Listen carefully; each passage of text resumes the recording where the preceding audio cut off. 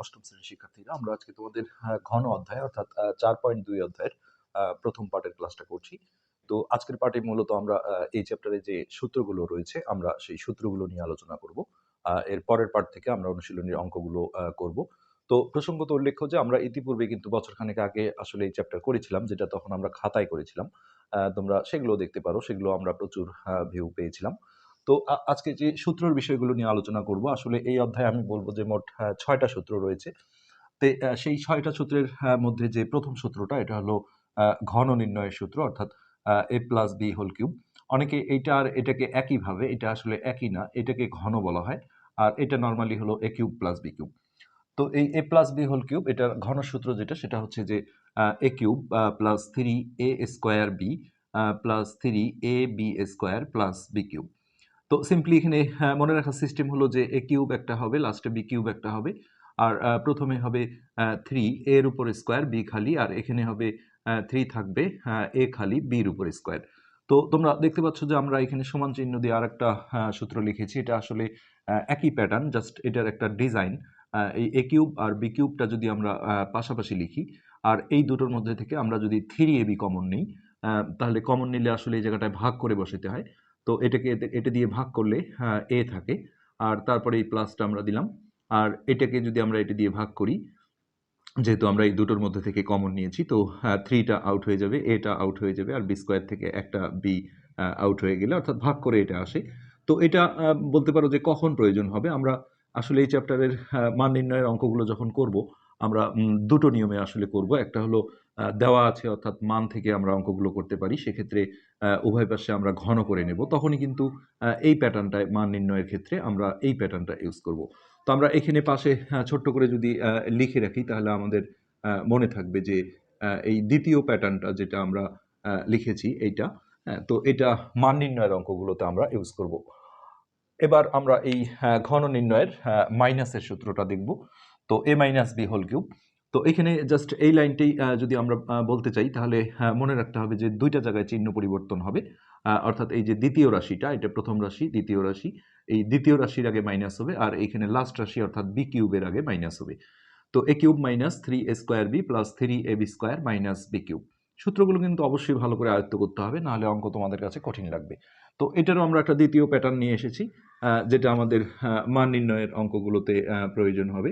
মান নির্ণয়, তো সেক্ষেত্রে এটা হচ্ছে যে এ কিউব আর এই বি কিউবটা আমরা পাশাপাশি লিখেছি, কিউব মাইনাস বি কিউব। আর এই দুটোর মধ্যে থেকে আসলে মাইনাস সামনে রেখে আমরা যদি এই দুটোর মধ্যে থেকে 3ab কমন নিই, তাহলে এইখানে দেখো এটাকে এটা দিয়ে ভাগ করলে এ থাকে, কিন্তু এই চিহ্নটা কিন্তু পরিবর্তন হয়ে যাবে। এইখানে আসলে প্লাস কমন ছিল, এই যে এটা সামনে রেখে এই দুটোর মধ্যে থেকে আমরা যদি প্লাস 3ab কমন নিই, তাহলে কোনো চিহ্ন পরিবর্তন হয় না। কিন্তু মাইনাস বাইরে রেখে কোনো কিছু কমন নিলে, তাহলে সেক্ষেত্রে পূর্বের চিহ্নগুলো চেঞ্জ হয়ে যায়। এটা যেমন মাইনাস ছিল, এটাও কিন্তু প্লাস হয়ে গেছে, আর এই প্লাসটাও মাইনাস হয়ে গেছে। তো সবাই আসলে এইটা ভুল করে না, এটা কেউ মাইনাস দেয় না, কিন্তু এই চিহ্নটা পরিবর্তন করে না, আর না করলেই কিন্তু ভুল হয়ে যাবে সূত্রটা। অর্থাৎ মাইনাস বাইরে রেখে কোনো কিছু কমন নিলে এই যারা ব্র্যাকেটে ঢুকবে তাদের এক হলো ভাগ হয়ে ঢুকবে, যেহেতু কমন নেওয়া হয়েছে, আর পূর্বের চিহ্নগুলো চেঞ্জ হয়ে ঢুকবে। তো এই আমরা যদিও 6টা সূত্র বলেছি, এখানে আসলে এই দুটো সহ ধরলে 8টা হয়, কিন্তু এই দুটো আসলে এই আগের মূল সূত্রটারই একটা ডিজাইন, সেই হিসেবে আমরা তাদেরকে আলাদাভাবে নম্বরিং করিনি। আমরা 8টা সূত্রই বলছি এই চ্যাপ্টারের ক্ষেত্রে। তো এবার আমরা যেটা দেখব যে হচ্ছে মান নির্ণয়ের অঙ্কগুলোতে আমরা যেটা বলেছি যে দুটো নিয়মে আমরা করব।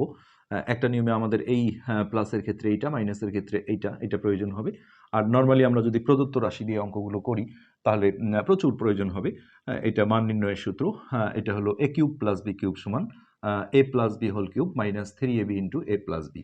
তো এখানে বেশিরভাগ স্টুডেন্ট ভুল করে, সেটা হলো এইখানে মাইনাসটা না দিয়ে সবগুলোই প্লাস করে দেয় এইরকম ভেবে।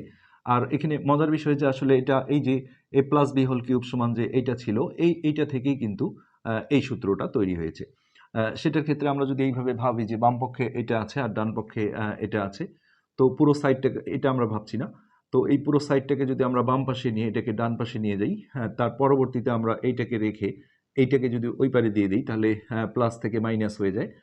তো এটা কিন্তু সেই প্যাটার্নেই আসলে চলে আসে, কিন্তু ওই ব্র্যাকেটের ভিতরে হাত দেওয়া যায় না, শুধু এই চিহ্নটা চেঞ্জ করতে হয়, সেটা থেকে এই প্যাটার্ন চলে আসছে। অর্থাৎ এ কিউব প্লাস বি কিউবের আমরা মান নির্ণয়ের সূত্র পড়ব, A plus B whole cube minus 3ab into A plus B. সূত্র জানা না থাকলে আসলে অঙ্ক কঠিন লাগে এই কারণে যে আমরা সূত্রে সিম্পলি একটা একটা করে চলক দিয়ে পড়ি এ বি, কিন্তু অঙ্কে ঢুকলে কিন্তু অনেক রকম পরিবর্তন আমরা লক্ষ্য করব, এ বি মানে বিভিন্ন কিছু হবে। তো মূল সূত্রটা জানা না থাকলে আসলে অঙ্ক করা টাফ হয়ে যায় বা তোমাদের বুঝতেও সমস্যা লাগে। নেক্সট আমরা 4 নম্বরে দেখব, এটা এ কিউব মাইনাস বি কিউবের আসলে এটা প্লাস ছিল, এটা মাইনাস। তো আগেরটার সাথে পরিবর্তন যেটা সেটা হবে এই চিহ্ন দুটোই মাইনাস হবে, আগেরবার প্লাস ছিল, আর 3ab এর আগে আগেরবার মাইনাস ছিল আর এখন এই জায়গাটায় প্লাস হবে। এইভাবে মনে রাখলে জিনিসগুলো সুবিধা হয়। আর খাতা নিয়ে তোমরা বারবার আসলে সূত্রগুলো প্র্যাকটিস করতে হবে, লিখতে হবে। হ্যাঁ, এগুলো ডাইরেক্ট আসলে সেইভাবে মুখস্থ করে অনেকে দেখা যায় যে মাথায় রাখতে পারে না। প্র্যাকটিস করতে হবে, সূত্রগুলো লিখতে হবে। নেক্সট আমরা দেখছি যে 5 নম্বর যে সূত্রটা, এটা লেখা আছে গুণফল নির্ণয় অথবা উৎপাদকে বিশ্লেষণ করো। এই ক্ষেত্রে আমাদের এই প্লাসের ক্ষেত্রে এইটা, মাইনাসের ক্ষেত্রে এইটা প্রয়োজন হবে। তো এই জিনিসগুলো কিন্তু বামপক্ষগুলো আসলে একই। হ্যাঁ, তো যখন কোনো একটা অঙ্ক বলা হবে যে সূত্রের সাহায্যে গুণ করো, তখন এইরকম কোনো একটা প্যাটার্নে থাকবে। এটা সমান, এটা আসলে গুণ করলে এটাই চলে আসবে কাটাকাটি গিয়ে, অর্থাৎ এরকম প্যাটার্নে থাকলে সেটা সমান আমরা এটা লিখবো এ কিউব প্লাস বি কিউব। আর উৎপাদকে বিশ্লেষণের ক্ষেত্রে আসলে এইরকম প্যাটার্ন থেকে বিশ্লেষণ করে এটা লিখতে হবে। সো দুই সাইডটাই কিন্তু আমাদের প্রয়োজন হবে। তো এটা হচ্ছে A cube plus B cube সমান A plus B into square minus A B plus B square. এটা আমরা বহুল ব্যবহৃত, উৎপাদকে বিশ্লেষণে গেলে আমরা দেখব।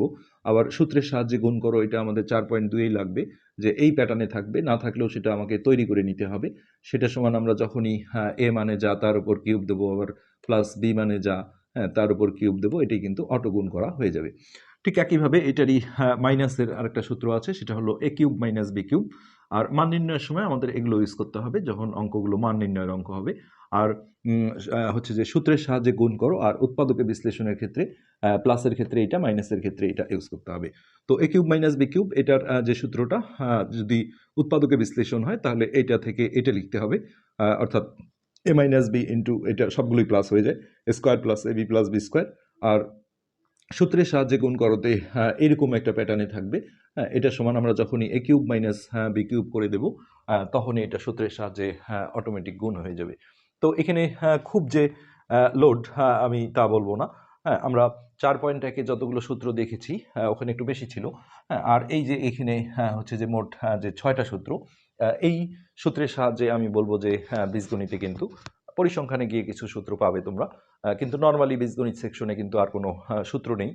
এই সূত্রগুলো হলেই কিন্তু তোমরা অষ্টম শ্রেণী পার হয়ে যাবে। এবং প্রসঙ্গত বলতে হয় যে নবম শ্রেণীতে গিয়ে এগুলো কিন্তু সবই আছে, প্লাস নতুন তো আরও কিছু ইনক্লুড হবেই। তো আজকের পার্ট আমরা এখানেই শেষ করছি। আমরা মূলত আজকে সূত্রের আলোচনাগুলোই করলাম, আর পরবর্তী পার্টে আমরা ইনশাল্লাহ অনুশীলনীর অঙ্কগুলোতে ঢুকবো। আজকে পর্যন্তই, ধন্যবাদ।